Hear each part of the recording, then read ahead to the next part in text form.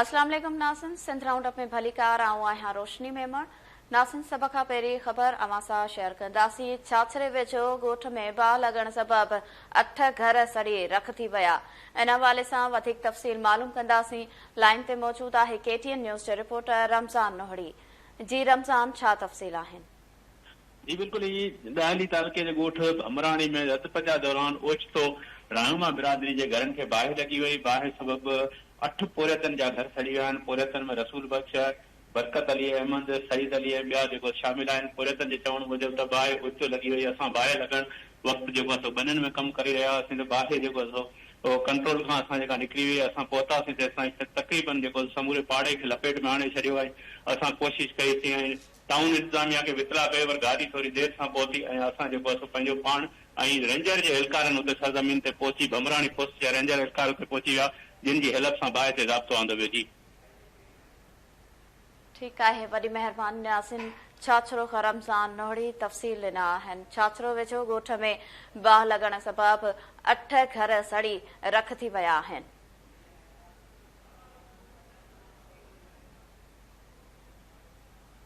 जॾहिं त नाज़रीन, मेहड़ वेझो नींगर गैस स्टोव खे फोत थी वियो आहे। वधीक तफ़सील मालूम कंदासीं। लाइन ते मौजूद आहे KTN न्यूज़ जो रिपोर्टर अनवर आज़ाद कांधड़ो। जी अनवर, छा तफ़सील आहिनि? जी, मेहर भरिसां बोड मुतासिर ॻोठ हेठीं अस्पताईअ में 4 वेरनि जो बालक आहे तौफ़ीक ख़ासि मलेरिया वेगे फोत थी वियो आहे। जॾहिं त मेहर जे काछे जे ॻोठ रसूल बख्श चांडियो में नौजवान नारी फरज़ाना चांडियो बुख ऐं गैस्ट्रो वेगे फोत थी वई आहे। अॼोके ॾींहं में फोतियुनि जो जेको अंग आहे उहो बची वियो आहे। मेहर तालुके जे बोड मुतासिर इलाइक़नि में मलेरिया, गैस्ट्रो, डेंगी ऐं चमड़ीअ जी बीमारियुनि में वाध अची वई आहे, पर सिहत खाते हिन वक़्त ताईं मुतासिरीन जी तिबी इमदाद जे हवाले सां के बि जोगा उपा न आहिनि वरिता, जंहिंजे करे न सिर्फ़ समय जेके आहिनि बोड मुतासिर मुख़्तलिफ़ बीमारियुनि में वरितल आहिनि, पर मुतासिरीन जी मौतनि जी जेका आहे उहा शरह में वाध अची वई आहे। हिन वक़्त ताईं सिहत खाते पारां मुतासिरीन जी तिबी इमदाद जे हवाले सां मेहर जे रोडनि, रस्तनि ऐं बंदनि ते खुलियल आसमान हेठि वेठल मुतासिरीन खे तिबी इमदाद फ़राहम करण जे लाइ का बि तिबी कैप नाहे लॻाई। जॾहिं त मुख़्तलिफ़ जेके समाजी तंज़ीमूं आहिनि या समाजी शख़्सियतूं आहिनि, अल ख़िदमत फाउंडेशन, डॉक्टर मोहम्मद ख़ान शेख ऐं ॿियनि पारां उते तिबी कैंपूं लॻायूं आहिनि, पर सिहत खाते हिन वक़्त ताईं के बि उपा न आहिनि वरिता। जी वॾी महिरबानी नाज़रीन। मेहर खां अनवर आज़ाद कांधड़ो असांखे तफ़सील ॾिना आहिनि। ख़बर अवां सां शेयर कयूं पिया। मेहड़ वेझो नींगर गैस्ट्रो विखे फोत थी वियो आहे। गैस्ट्रो ते ज़ाब्तो न अची सघियो आहे।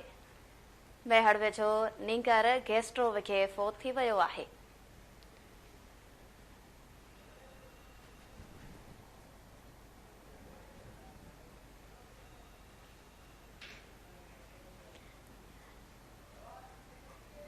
गैस्ट्रो ते ज़ाब्तो न अची सघियो आहे। मेहड़ वेझो नींगर गैस्ट्रो विखे फोत थी वियो आहे।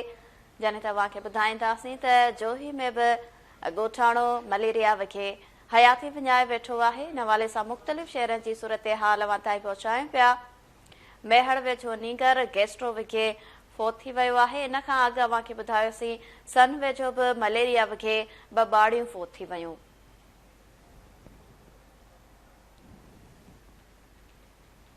उन खां पोइ अव्हांखे ॿुधायोसीं त मेहड़ वेझो नींगर गैस्ट्रो विखे फोत थी वियो। इन हवाले सां मेहड़ खां अनवर आज़ाद कांधड़ो तफ़सील ॾिना।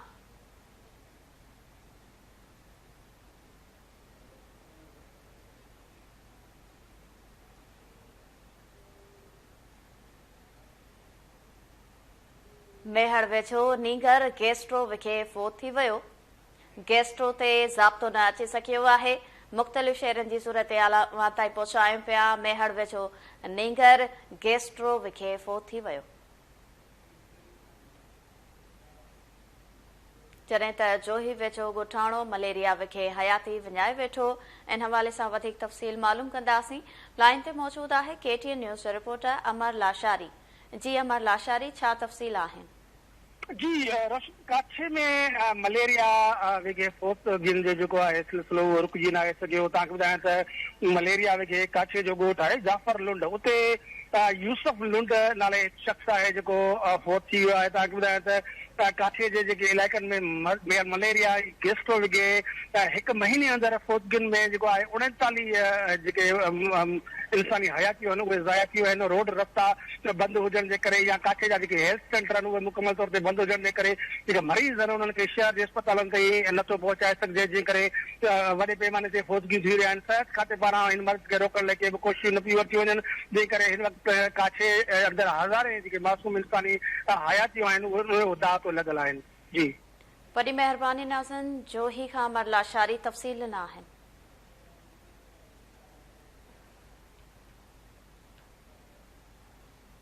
अवांखे ॿुधाईंदासीं सिंध जे मुख़्तलिफ़ इलाइक़नि मां पाणी नेकाल ऐं वाहर न थियण ख़िलाफ़ एहतजाजी मुज़ाहिरा कया विया आहिनि। इन हवाले सां कानपुर महर खां KTN न्यूज़ रिपोर्टर आल्ताफ़ लाड़ेक सां राब्तो करण जी कोशिश कंदासीं, जॾहिं त सजावल जुणेजो खां KTN news reporter Ansar Jalbani line ते मौजूद आहे।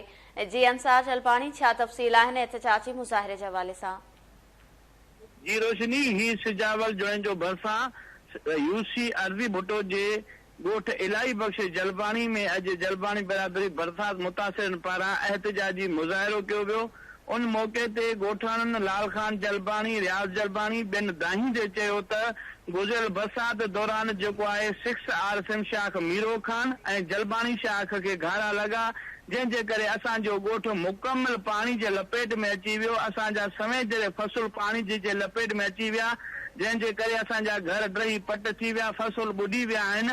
ऐं हिननि दाईं ते चयो त हिन वक़्त ताईं इरिगेशन अमलदार उन घारनि खे बंदि करण जी ज़हमत बि न कई आहे। ऐं उन खां अलावा रिलीफ पैकेज मां असांखे जेको आहे तालके ज़िले इंतज़ामिया पारां न राशन, न टेंट, न सिहत सहूलियतूं फ़राहम कयूं आहिनि। असांजे ॻोठ ऐं भर पासे में बीमारियूं वधियूं आहिनि। असां सख़्तु ठीकु आहे, वॾी महिरबानी नाज़िन। सजावल जुणेजो खां अंसार जलबाणी तफ़सील न आहिनि एहतजाजी मुज़ाहिरे जे हवाले सां। अवांखे ॿुधायूं पिया सिंध जे मुख़्तलिफ़ इलाइक़नि मां पाणी नेकाल थियण ऐं वाहर न थियण ख़िलाफ़ एहतजाजी मुज़ाहिरा कया विया आहिनि। इन हवाले सां KTN news reporter Amir Junejo line ते मौजूद आहे। जी आमिर जुणेजो, छा तफ़सील आहिनि? जी बिल्कुलु रोशनी, पीरे ॻोठ लॻे मुख़्तलिफ़ ॻोठनि जे रहवासियुनि पारां बरसात मुतासिरनि पारां वार न करण ख़िलाफ़ एहतजाजी मुज़ाहिरो करे सख़्तु नारेबाज़ी कई आहे। मां वक़्तु ॿुधाईंदो वञा त पीरे ॻोठ लॻे मुख़्तलिफ़ ॻोठनि ॻोठ गुलाम मोहम्मद जागीरानी, जुमा खान जागीरानी, मोहम्मद शरीफ़ जागीरानी ॿिनि ॻोठनि जे बरसात मुतासिरनि पारां वार न थियण तोड़े ॻोठ मां बरसाती पाणी निकाल न थियण ख़िलाफ़ मंगल जी पुलिस स्टाफ वटि एहतजाजी मुज़ाहिरो करे धरणो वियो आहे, सख़्तु नारेबाज़ी कई आहे। उन मौक़े ते इतिहास ॻोठाणनि फ़कीर नूर अली जागीरानी ॿिनि सख़्तु नारेबाज़ी कंदे चयो त बरसात सबबु असांजो सभु कुझु तबाह थी वियो, घर किरी पिया, अनाज मिली वियो, चौपायो माल मरी वियो। हिन वक़्तु जेको बरसाती पाणी आहे उहो हिन वक़्तु बि जेको ॿिनि टिनि फुटनि ताईं घरनि जे ॿाहिरां बीठल आहे। अहिड़ी सूरत हाल करे असीं सख़्तु परेशान आहियूं। हिन वक़्तु ताईं कंहिं बि सार मिलंदी आहे, सख़्तु परेशान आहियूं। खुलियल आसमान हेठि वेठे वेहण जे करे मुख़्तलिफ़ बीमारियुनि मुंहुं कढियो आहे। हुननि चयो त असीं मुख़्तियार कार किंगरी ऐं कंसनर किंगरी ते मदद लाइ वञूं था त असांखे धिका ॾेई मोटाए वञे त ईंदड़ जेको राशन आहे, इमदादी सामान, उहो मनपसंदि माण्हुनि खे ॾिनो वञे। अहिड़ी सूरत हाल करे असीं सख़्तु परेशान आहियूं। हुननि चयो त मुसलसिल खाद खुराक न मिलणु, रिहाइश लाइ टेंट तरपाल न मिलण करे मौसम ॿाड़ा बुखनि जो वॾी महिरबानी नाज़िन। पीर जो ॻोठ खां आमिर जुणेजो तफ़सील न आहिनि एहतजाजी मुज़ाहिरे जे हवाले सां। सिंध जे मुख़्तलिफ़ इलाइक़नि मां पाणी नेकाल ऐं वाहर न थियण ख़िलाफ़ एहतजाजी मुज़ाहिरा कया विया आहिनि। कंबर खां KTN न्यूज़ रिपोर्टर नूर अहमद खोसो लाइन ते मौजूद आहे। जी नूर अहमद, छा तफ़सील आहिनि? जी कंबर जे ॻोठ ईसा कलोड़ जे रहवासियुनि माली सहायता न थियण खिलाफ़ हितां जे DC ऐं UC चेयरमैननि खिलाफ़ एहतजाजी मुज़ाहिरो करे प्रेस क्लब अॻियां धरणो हुयो। उन मौक़े ते ॻोठाणनि जो चवणो हो त बरसाती ॿोॾि सबबु असांजो ॻोठ चो तरफ़ पाणी जी लपेट में आहे। हिकु तरफ़ पाणी न पियो कढियो वञे, ॿिए तरफ़ राशन ऐं टेंट जी का बि सहूलियत नथी ॾिनी वञे, जॾहिं त हितां जी इंतिज़ामिया मनपसंदि माण्हुनि खे सियासी सिफ़ारिश एवज़ टेंट ऐं ॿियो सामान ॾेई पिया ऐं हक़ीक़ी जेके ग़रीब आहिनि उहे नज़र अंदाज़ थियल आहिनि। हिननि मुतालबो कयो त ॻोठनि मां पाणी निकाल करे खाद खुराक ऐं इलाज जूं सहूलियतूं ॾिनियूं वञनि।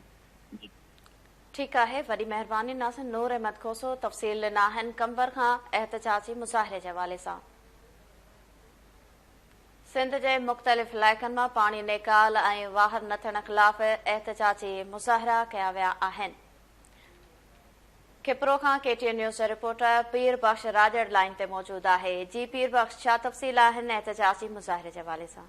जी रोशनी, खिपरो इलाइक़े में गुज़िरियल 2.5 महीननि खां बरसाती पाणी निकाल न थियण खां ख़िलाफ़ हथूंगो यूसी जे सवी PP इंतज़ामिया पारां 2.5 महीननि खां ॻोठनि में बीठल बरसाती पाणी निकाल न कराइण ख़िलाफ़ शहीद चौक ते एहतजाजी मुज़ाहिरो कयो वियो। जियालनि वॾे तइदाद में गॾु थी बैनर ऐं हथनि में PP जा झंडा खणी ॿाहनि ते कारियूं पटियूं ॿधी PP जे अॻूणो चेयरमैन नूर हसन शहर ऐं जीलानी जमात जे ख़लीफ़े राणू समेजो ऐं शाहिद हिंगोर ऐं ॿिनि जी अॻुवाणी में शहीद चौक ते सख़्तु नारेबाज़ी कई ऐं एहतजाजी मुज़ाहिरो कयो। हिननि चयो त दहिंद चयो त 2.5 महीना थी विया आहिनि, ॻोठनि में पाणी बीठो आहे, जो अञा ते न निकितो, जंहिंजे करे बीमारियूं फैलिजी वियूं आहिनि। असांखे टेंट या ॿियो कुझु न खपे, ॻोठनि में बरसाती पाणी निकाल करे ॾिनो वञे। जी वॾी महिरबानी नाज़िन। खिपरो खां पीर बख्श राजड़ तफ़सील ॾिना आहिनि एहतजाजी मुज़ाहिरे जे हवाले सां।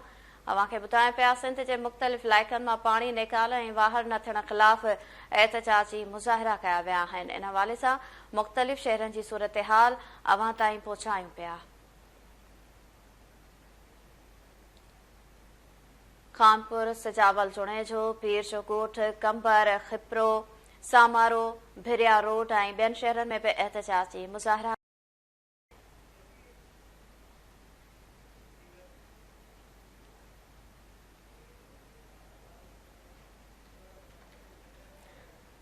सिंध जे मुख़्तलिफ़ इलाइक़नि मां पाणी निकाल ऐं वाहर न थियण ख़िलाफ़ एहतजाजी मुज़ाहिरा कया विया आहिनि। मुख़्तलिफ़ शहरनि जी सूरत हाल अवां ताईं पहुचायूं पिया। सिंध जे मुख़्तलिफ़ इलाइक़नि मां पाणी निकाल ऐं वाहर न थियण ख़िलाफ़ एहतजाजी मुज़ाहिरा कया विया आहिनि, जॾहिं त सामारो में बि एहतजाजी मुज़ाहिरो कयो वियो आहे। तफ़सील मालूम कंदासीं, राब्तो करण जी कोशिश कंदासीं। नाज़िन, ख़बर अवां सां शेयर कयूं पिया एहतजाजी मुज़ाहिरे जे हवाले सां। अवांखे ॿुधायूं पिया सिंध जे मुख़्तलिफ़ इलाइक़नि मां पाणी निकाल ऐं वाहर न थियण ख़िलाफ़ एहतजाजी मुज़ाहिरा कया विया आहिनि। खानपुर महर, सजावल जुणेजो, पीर जो ॻोठ, कंबर, जॾहिं त खिपरो, सामारो, भिरिया रोड ऐं ॿियनि शहरनि में बि एहतजाजी मुज़ाहिरा कया विया आहिनि।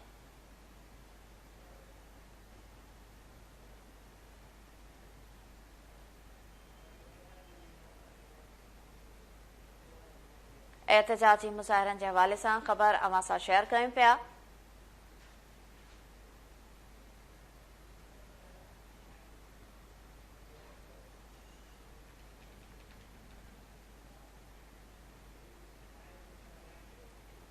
भिरिया रोड में भी एहतजाजी मुज़ाहिरो कयो वियो आहे। तफ़सील मालूम कंदासीं।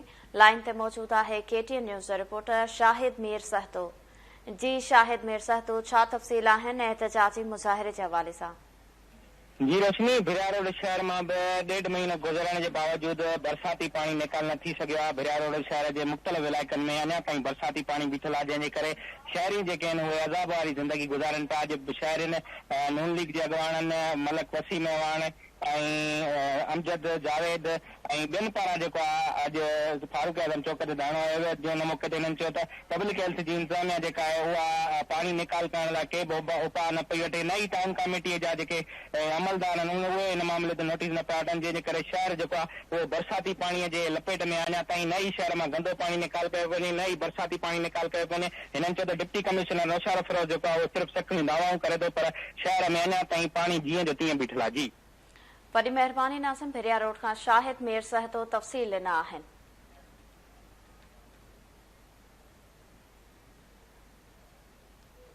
कराची खां ख़बर अवां सां शेयर कंदासीं, जिते रियासत मुख़ालिफ़ नारा लॻाईंदड़ 5 अफ़गानी गिरफ़्तार थिया आहिनि। तफ़सील मालूम कंदासीं। लाइन ते मौजूद आहे KTN न्यूज़ रिपोर्टर इम्तियाज़ मस्तोई। जी इम्तियाज़, छा तफ़सील आहिनि? जी बिल्कुल रोशनी, कराची जी कुरंगी पुलिस कार्रवाई करे रियासत मुखालिफ नारा लगाईंदड़ 5 अफगानी शहरियुनि खे गिरफ़्तार कयो आहे। 5 अफगान शहरी गैर कानूनी तरीक़े पाकिस्तान आया हुआ। ज़मान टाउन थाने जी पुलिस गश्त हिरासत में वरितो हुयो। गिरफ़्तार थियल अफ़गान शहरनि जे सुञाणप नूर मोहम्मद इस्माइल हिकमत नदवी ऐं ज़िया तौर ते आहे। पुलिस जो चवणु आहे त हुननि सां पुछा ॻाछा कई वई, हुननि वटां को बि दस्तावेज़ न मिलियो, जंहिंखां पोइ फॉरेन एक्ट ते हिननि ख़िलाफ़ केस दाख़िल कयो वियो आहे। पुलिस जो चवणु आहे गिरफ़्तार थियल गैर मुल्की शहरनि सां पुछा ॻाछा कई थी वञे ऐं उन्हनि जो क्रिमिनल रिकॉर्ड जेको आहे उहो बि एचएस में थो वञे। जी वरी महिरबानी नासिन, कराची खां इम्तियाज़ मस्तोई तफ़सील ॾिना आहिनि।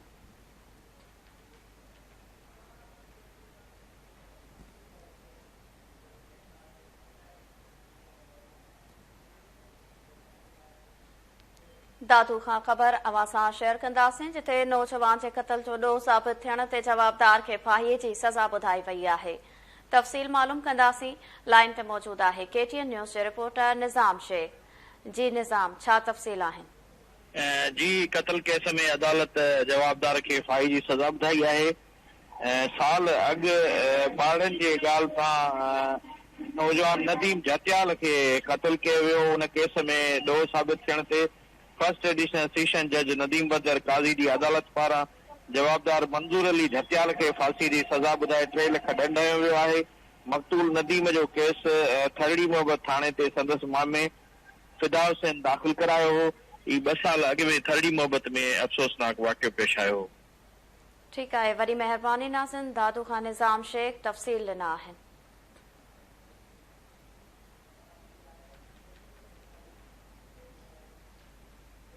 नौशरो फेरोज़ खां ख़बर अवां सां शेयर कंदासीं, जिते नांग जे कखण सबबि शागिर्द फोत थी वियो। तफ़सील मालूम कंदासीं। लाइन ते मौजूदु आहे KTN न्यूज़ जो रिपोर्टर काज़ी ज़ुल्फ़कार। जी काज़ी ज़ुल्फ़कार, छा तफ़सील आहिनि? जी बिल्कुल, नौशरो फेरोज़ जो ॻोठ डंगे जा आहे जिते वाक़ियो पेश आयो आहे। 12 वरनि जो नीगर आहे नौशाद अली राजपर, जेको 5 क्लास जो शागिर्द हो, उहो स्कूल वञी रहियो हो। बरसाती पाणीअ मां गुज़री त हुनखे नांग खे विधो, जंहिंखे नाज़ुक हालत में सिलसिला नौशरो फेरोज़ आंदो वियो, जिथे उहो नीगर फोत थी वियो आहे। मां तव्हांखे इहो ॿुधायां त डंगे जा समेत ईद सादिक, हुन खां सवाइ नौशरो फेरोज़ सब डिस्ट्रिक्ट जेल वारा इलाइक़ा, ॿिए जेके ॻोठ आहिनि उहे अञा ताईं पाणीअ हेठि आहिनि। अॼु वाक़ियो जॾहिं पेश आयो आहे त नीगर पाणीअ मां गुज़री स्कूल वञी रहियो हो त खेसि नांग डंगे विधो आहे, जंहिंजे करे जेको नीगर आहे उहो फोत थी वियो आहे। नीगर जो लाश घर पहुचण ते कोराम अची वियो। जी ठीकु आहे, वॾी महिरबानी नाज़िन। काज़ी ज़ुल्फ़कार तफ़सील ॾिना आहिनि नौशरो फेरोज़ खां। ख़बर अवां सां शेयर कयूं पिया नौशरो फेरोज़ खां, जिथे नांग जे कखण सबबि शागिर्द फोत थी वियो।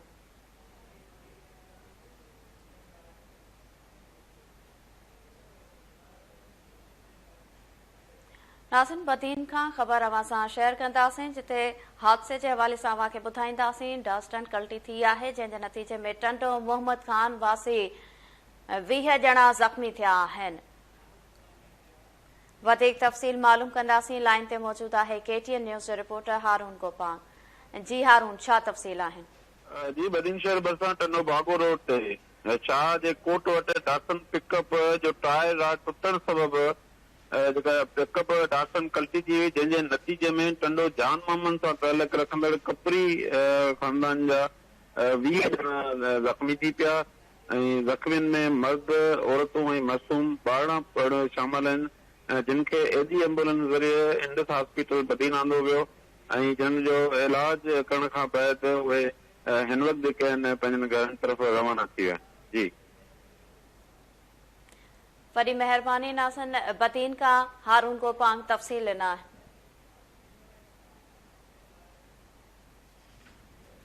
नाज़िन, शादी लाड जे हिकु ॻोठ में भलोड़ नस्ल जूं मेहूं मौजूदु आहिनि। इन हवाले सां वधीक तफ़सील हिन रिपोर्ट में।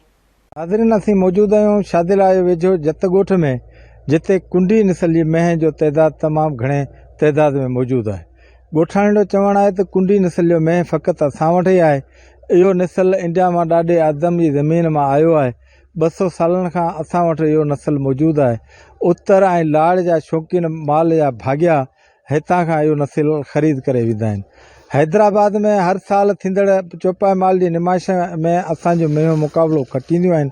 अचो त ॻोठण सां ॻाल्हायूं त इन्हनि मेहनि में कहिड़ियूं वसफ़ूं आहिनि। मुख़्तलिफ़ जॻहनि तां माण्हू शौक़ीन अचनि था कुंडी नस्ल जूं, जीअं त कुंडी सिंग जो वर हिकिड़ो, पुछ नंढिड़ो, कन नंढो ऐं जेको सो तानी में ऐं खीर थण नंढो में जो खीर जूं भलियूं, इन सभ सां मशहूरु मेंहियूं आहिनि। ये ना अंग्रेजनि जे दौर खां हिननि जा अब्बा ॾाॾा उन्हनि जे दौर खां हिननि जो मेन जो दोसू जी मेन जो अचे पियो। नस्ल बचाईंदे बचाईंदे बचाईंदे माना क़ौम में पर आउं चवां थो सिंध सूबे में नस्ल ही आहे। मालदारी माण्हू हिते बि ठहियो पर पंजाब जा पर इंडिया जा बि माण्हू हिन में हिनखे पसंदि कनि था। हीअ धणी नस्ल बचाए वेठो आहे। हिकिड़ी में विकियईं 95 लखनि में। हीअ असांजो माल आहे इंडिया जो, ॾाढे आदम जी बनी करे चवंदा आहिनि अबे ॾाढी खां वठी असांजो माल आहे इहो। हीअ नस्ल हिते कोन मिलंदो। हीअ जेके वॾेरा वठी वेंदा आहिनि हिते असांजी नस्ल वठी वेंदा आहिनि। हीअ किरोड़ खां मथे में रक़म लॻंदी पर असीं कोन था ॾियूं। असल खां नकुल कोन्हे असां वटि। असल खां वठी असांजी मेयूं आहिनि बुनियादियूं। इहो असांजो सिंग जो वर या थण या उज़बो हर ॻाल्हि में असांजी माल पास थी वियो आहे सिंध इलाइक़े में। बचपन खां वठी अबे ॾाॾे खां वठी इहो नस्ल असां वटि आहे। सो असांजा 200 साल गुज़री विया आहिनि असांजे आबाद में के। कुंडो नस्ल, सूहणूं, खीर वारो, कुंडियूं असांजियूं ई आहिनि। मुंहिंजे मामे दोसो जूं ॿिए किथां कोन आयूं आहिनि। खीर वारियूं सुठियूं हर शइ में, डिज़ाइन में, पुछ में, मोह में हिकु नंबर। तव्हां भाग्यनि जूं ॻाल्हियूं ॿुधियूं। कैमरामैन अब्दुल रज़ाक भट्टी सां गॾु अब्दुल ख़ालिक भट्टी, KTN न्यूज़ शादिलाल। नाज़िन ठुल में रोड हादसे में फोत थियल 2 ॼणनि जे वारसनि एहतजाज कयो। इन हवाले सां वधीक तफ़सील ॿुधाए रहियो आहे मजीद नूनारी। जी ठुल वेझो बागालाड़े वटि ट्रक ऐं ट्रैक्टर विच में टकर थी नतीजे तौर 2 ॼणा फौत ऐं कुझु ज़ख़्मी थी पिया। उन्हनि फौतुनि जा वारस जेके सहूलियतुनि जी अणहूंद ऐं पुलिस जी लापरवाही ख़िलाफ़ रबर चौक ते लाश की धरणो है। उन हवाले सां वारसनि पुछा कंदे छा था चओ? थॾे ते फौत वियो ज़ख़्मी खणी असां अस्पताल 5 बजे जा पहुतासीं। उन खां बाद न को डॉक्टर आयो आहे न का पुलिस आई आहे। पुलिस वारो उहो चए पियो जीअं डॉक्टर चवंदो मां उहो ई कंदुसि। डॉक्टर खे असां 8 बजे दर खड़काए नसरुल्लाह खे कढियो अथसीं। उहो चवे त मां ड्यूटी ते न आहियां, मुंहिंजो मसइलो ई न आहे, मां एमरजेंसी वारा केस आहे। बाबा हे एमरजेंसी आहे। उन चयो मां इहा शइ न कंदो आहियां। असां छाजो यकी उते वेही न एम्बुलेंस ॾिनो न को डॉक्टर आयो। केस जेको आहे SHO ऐं डॉक्टर ख़िलाफ़ डॉक्टर नसरुल्लाह ते कराईंदासीं। डॉक्टर जी लापरवाही जे करे हुन इलाज न कयो आहे, उन जे करे हो फौत थी वियो आहे। इन डॉक्टर नसरुल्लाह खोसे जे मथां FIR कई वञे। असांजो मुतालबो इहो ई आहे। सहूलियत न हुई हिन महिल ते अञा ॿियो मरीज़ बि उते तड़पे थो। 2 ट्रैक्टर हिक ॿिए जे अॻियां पोयां अचनि पिया त पोयां जेको आहे सो ट्रक ओवर स्पीड हुई, ब्रेक फेल थियण सबबु लॻी वई, जंहिं ते थॾे ते हिकु छोकिरो उते गुज़ारे वियो ऐं फौरन फ़ोन कयो असांखे। 15 मिंटनि खां पोइ मां उते पहुतो आहियां पाण ऑन द स्पॉट। उन खां पोइ ज़ख़्मी 2 खणाए करे रेड़े ते फटे ते मां मोकिले छॾिया जेको आहे सिविल अस्पताल। ऐं जेको लाश हुयो उते हुयो, फ़ोनियूं कंदो रहियुसि। A सेक्शन थाणे ते कोई बि न आयो। B सेक्शन असां थाणे ते मदद वरिती आहे, उहा मोबाइल आई आहे। जेके ड्राइवर ऐं क्लिंडर गिरफ़्तार करे खणी वई B सेक्शन थाणे ते। हिते पहुता आहिनि ज़ख़्मी खणी करे त डॉक्टर निकिरण लाइ राज़ी कोन हुया। 2 खां 2.5 घंटा छोकिरो ज़िंदा हुयो, तव्हां कंदो रहियो दवा मूंखे जेको आहे सो बचायो, मूंखे बचायो। तंहिं बावजूद तड़पी उन दम ॾिनो। जेको मरी वञे उनखे सर्टिफिकेट ठाहे ॾींदो, दवा न कंदा आहियूं। बसि इहा ई ॻाल्हि कयूं। एम्बुलेंस बि न आहे। हे गॾा गारे ते पोइ गाह वारो काको अचे पियो, उहो लाश खणी हिते पुॼाए उन्ही। असां इहो मुतालबो था कयूं मथियनि तां मथी हुकूमत वज़ीर आला मुराद अली साहब खे, हिननि खे ऐं इनखे सस्पेंड कयो वञे। SB साहब खे अपील था कयूं, IG सिंध खे अपील था कयूं त हिन डॉक्टर जे मथां FIR थी वञे, हिन मथां केस थियो वञे। हे लापरवाही सॼी हिन डॉक्टरनि जी लापरवाही जे करे एॾो वाक़ियो थियो आहे, सानिया थियो आहे। एम्बुलेंस कुझु बि न, उहा का शइ न। उहे चवंदा असांजी माना एम्बुलेंस VIP माण्हुनि जे लाइ, तव्हांजे लाइ एम्बुलेंस न आहे। उहो गॾा घर आहिनि तव्हांजे लाइ। भई कैमरामैन खैरमन सां गॾु मजीद नुनारी, KTN न्यूज़ थोल। नाज़िन सिंध राउंड अप में फ़िलहाल एतिरो। वधीक ख़बरुनि ऐं अपडेट लाइ विज़िट कंदा असांजी वेबसाइट KTN News.tv। ॾिसंदा रहो KTN।